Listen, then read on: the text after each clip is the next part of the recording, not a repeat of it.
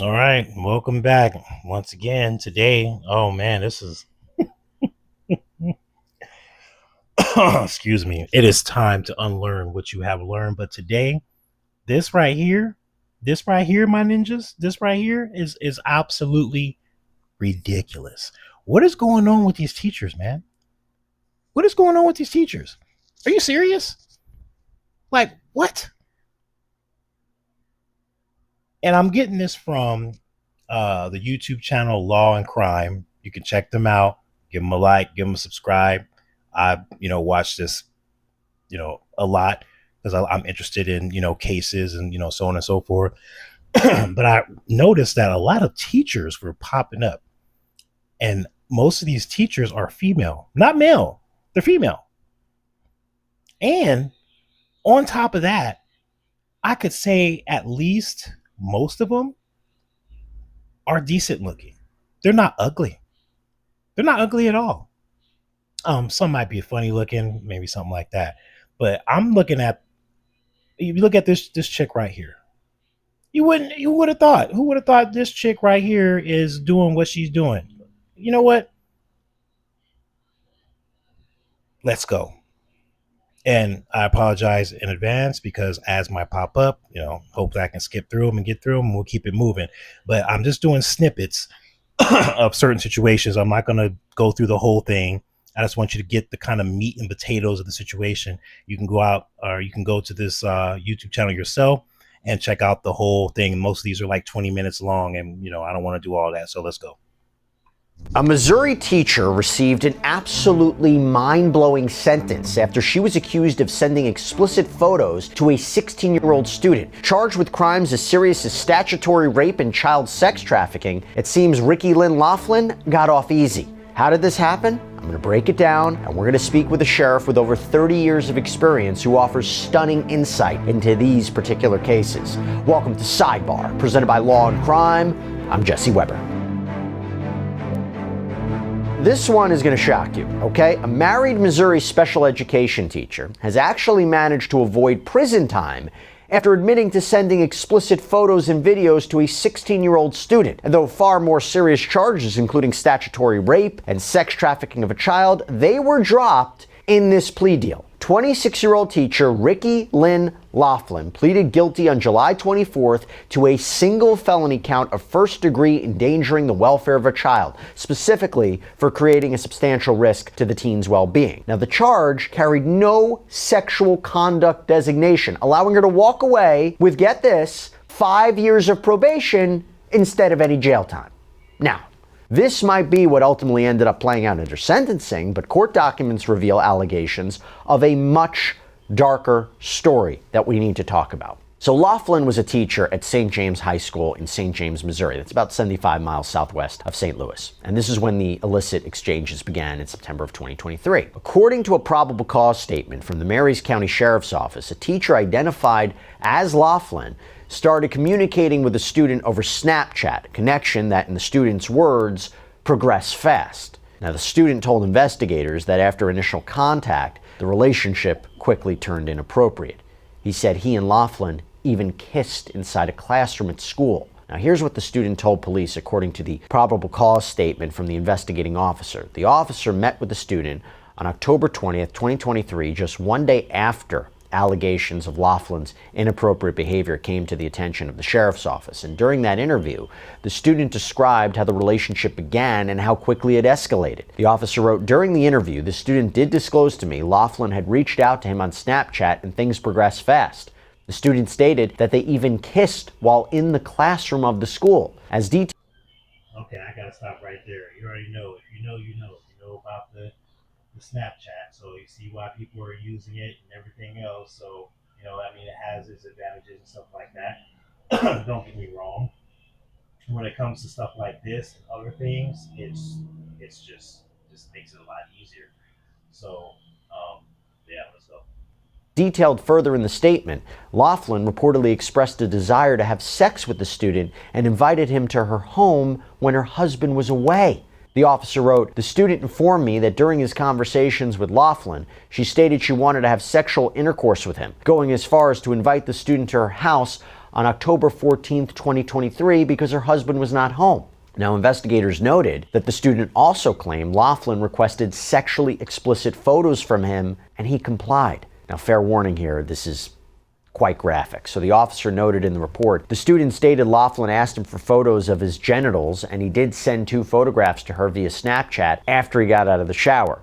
This was done on 2 separate occasions. The student stated Laughlin did acknowledge receipt of the child's sexual assault material photographs. By the way, talking about the law, there is a reason that Morgan & Morgan, our sponsor, is America's largest injury law firm. They're a firm. Okay, so you got that. That's crazy. That's just crazy. So, like I say, you could check this out for yourself and go through the whole thing. I'm just like, huh? Okay, check this one out. When those entrusted with teaching and caring for children betray that trust, the consequences are devastating. Across the country this year, several educators have faced serious allegations and in some cases convictions of abusing their students in ways that shock and horrify. From small towns to suburban schools, these cases expose a dark reality that is lurking behind classroom doors. I'm going to be speaking with renowned predator catcher Chris Hansen to break down some of the most disturbing educator-student abuse cases that we have seen. Welcome to Sidebar, presented by Law and Crime. I'm Jesse Weber. They're supposed to be the ones shaping young minds, right? But what they're not supposed to be doing is shattering innocence. But in case after case after case across this country, we have seen a wave of deeply disturbing stories involving educators accused, or in some cases convicted, of exploiting their students in unimaginable ways. These aren't just violations of professional ethics. There are criminal acts that have left lasting scars on victims, families, and entire communities. From a small town in Indiana to classrooms in New Jersey, Illinois, Ohio, these are some of the most shocking, disturbing, and deeply troubling cases of teacher-student abuse, both proven and still under active investigation, that we are going to break down and talk about. So, let's get into it. Who better to bring on? Fan favorite, one of our favorites, friend of mine, friend of the show, renowned predator catcher and host of Takedown with Chris Hansen on True Blue, and the podcast Predators I've Caught with Chris Hansen. Of course, Chris Hansen, good to see you. Jesse, thank you, buddy. Thanks of course. For having me. What is good? Look, before we even get into the specifics, you're seeing a lot of this, right? I've never in my 43-year career seen so many cases where female teachers are sexually exploiting male students. Yeah, so bruh, like what is going on? Like, what is going on, man? Teachers gone wild, period. This is crazy. This is absolutely nuts. You know what this would do? Oh man, people would have a heyday. And see, it's the women now. But I get it. I get it because, you know, we dudes and everything else. I was in high school and some teacher, actually there was one when I was in high school, but she was actually messing around with our coach. But that's a whole different story.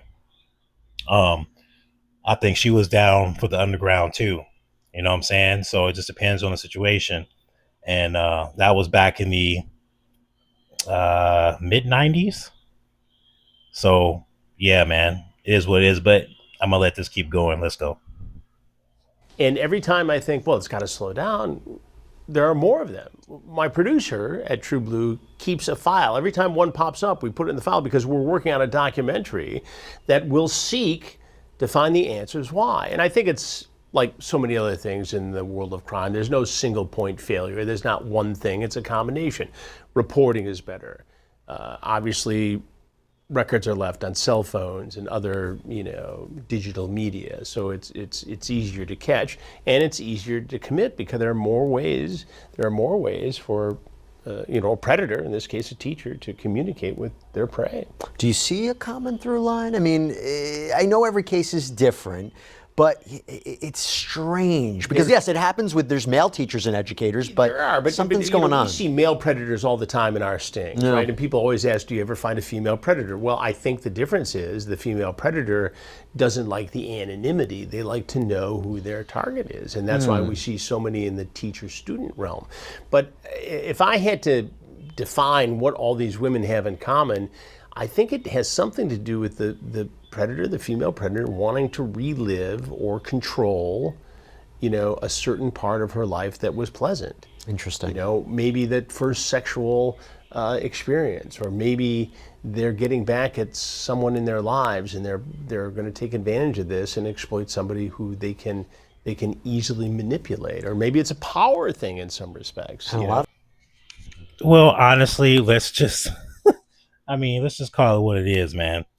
It's it's just obviously women, just like men, going after younger women or younger men. That's it. That's it. People love to have their cake and eat it too. That's what the thing is. They love to have their cake and eat it too, but it can't be that way because it destroys. And I'll tell you that for sure. This is the devil's work. And the devil's work is meant to kill, steal, and destroy. And it's unfortunate. I'm not, passing judgment. It's just unfortunate that these kinds of things, it's just crazy when you hear about the things and all the information and the turnaround, and it just, bro, yeah, let's go. A lot of them have families or they're in relationships. We had a case, Jesse, and I think we may have discussed it here several months ago, where there was a teacher in Tennessee who was actually married to a sheriff's deputy who was accused of this. And the allegation was that she had actually become pregnant by one of the students who is the victim in this case. Let's get into the examples that we're going to talk about. So we begin in Martinsville, Indiana. This is a seemingly quiet town that became the backdrop for a chilling story no one saw coming. And at the center of it all, Brittany Fortenberry. We've talked about her a lot here on Sidebar, a former substitute teacher whose alleged actions would turn this small community, into the setting of a real-life nightmare scenario. Because the case first surfaced in August of 2024 when two teenage boys came forward claiming that Fortenberry had sent them sexually explicit videos over social media. And she was swiftly charged in November with disseminating harmful material to minors and online harassment. But as authorities would soon discover, that was just the beginning. As investigators dug deeper, a wave of teenage boys, just 14, 15 years old, came forward with very disturbing claims. And what they described was more than just inappropriate behavior. It was a descent into essentially chaos. And by the way, chaos inside of Fortenberry's home. According to their accounts, it became a twisted playground where she allegedly hosted group sex parties while wearing a scream mask, laced peanut butter sandwiches with psychedelic mushrooms to allegedly drug them, left... Bro, what? I'm gonna like I said, you can check these out for yourself. I don't want to spend too much time because I want the video too long because there's so many of them. But I just want to go ahead and we're gonna skip to the next one because after hearing that, I'm just like, okay, man. I know some people are like, oh no, go ahead and play it. Well, you know what? Let's check this one out. I'm here in Narissa Tomei's kitchen. You look amazing, by the way. And of course, sorry about the ads. Secrets. Do you take collagen? Teacher and soccer coach whose reported actions would shatter any sense of safety that students once felt in her classroom. Why? Because this began in March of 2025, when, according to court filings, a 15-year-old boy walked into the Downers Grove Police Department with a shocking claim that his tutor and soccer coach, Formella, had been sexually abusing him since December 2023. The victim's mother had apparently uncovered the alleged abuse after finding grooming texts on her son's phone, messages that would unravel a disturbing alleged pattern of sexual exploitation. As investigators dug deeper, they uncovered what they say was a systematic campaign of manipulation, alleging that Formella assaulted the teen 50 times, 45 of which, by the way, occurred at the school, including during pre-class tutoring sessions. And when confronted, police say Formella didn't deny the relationship, but rather blamed her looks, insisting that everybody comes after her because she's good looking, something like that. Now, she hasn't outright admitted to any of this, but that was strange. And then by June of 2025... What?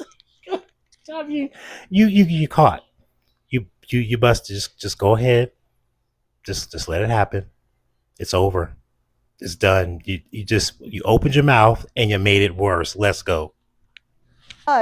Prosecutors had piled on 52 new charges, including 20 counts of criminal sexual assault, 20 counts of aggravated criminal sexual abuse, and 6 counts of grooming and indecent solicitation. And despite prosecutors pushing for pretrial detention, a judge released Formella on bond.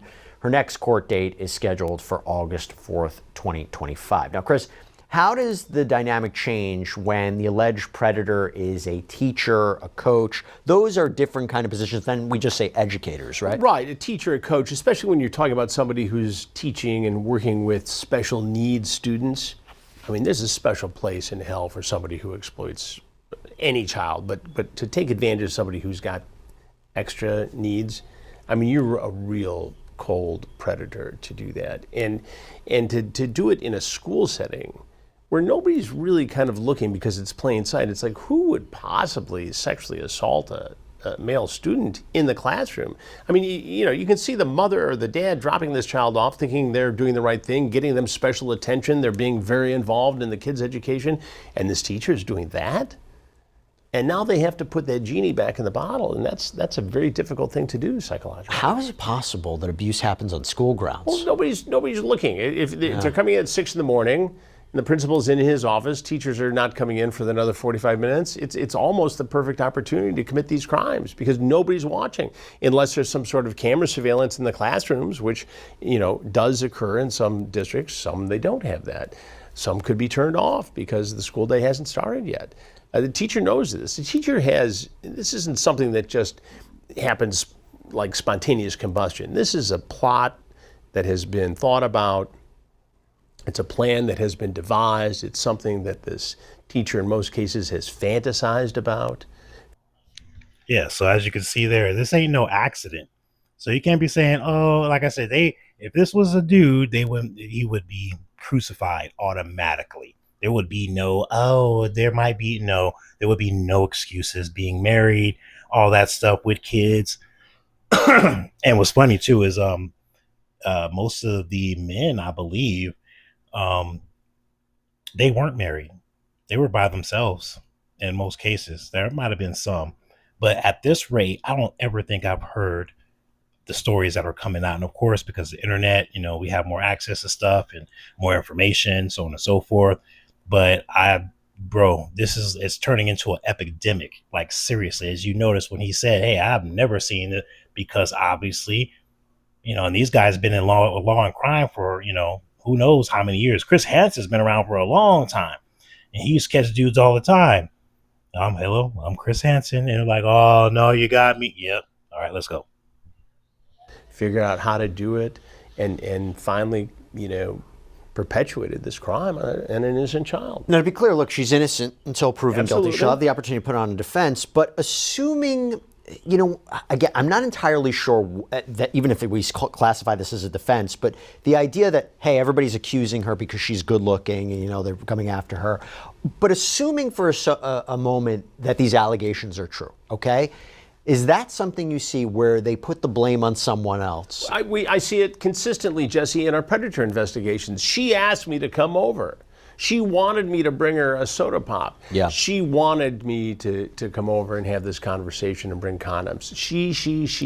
It's deferring the blame, and it's a real thing that we see in every single sting operation we do. This is very true. Every single time, dudes always try to. There was a couple of them where they knew they were just caught. And they were just complying. But there was some other ones, man, that was funny. And if you ever, excuse me, if you ever seen To Catch a Predator with Chris Hansen, you know what's up.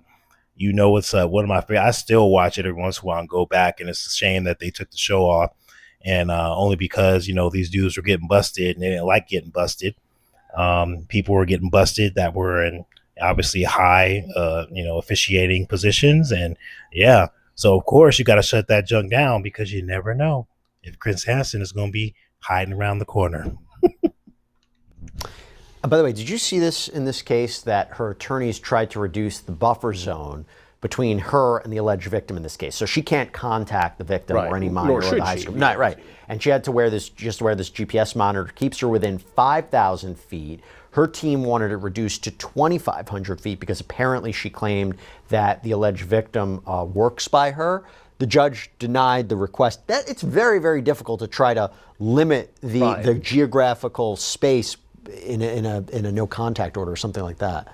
Right? Well, it's very is. tough. It's very difficult, but at the same time, it's important to do because if she's capable, if the allegations are true, If the allegations are true. and she does, have this propensity towards stalking this young man, what's to stop her from trying to get him to change his story or to testify in a way that's beneficial to her, or for the thrill of it? I mean, if she's willing to go so far as to sexually exploit this child in a classroom, what's to stop her from doing it again?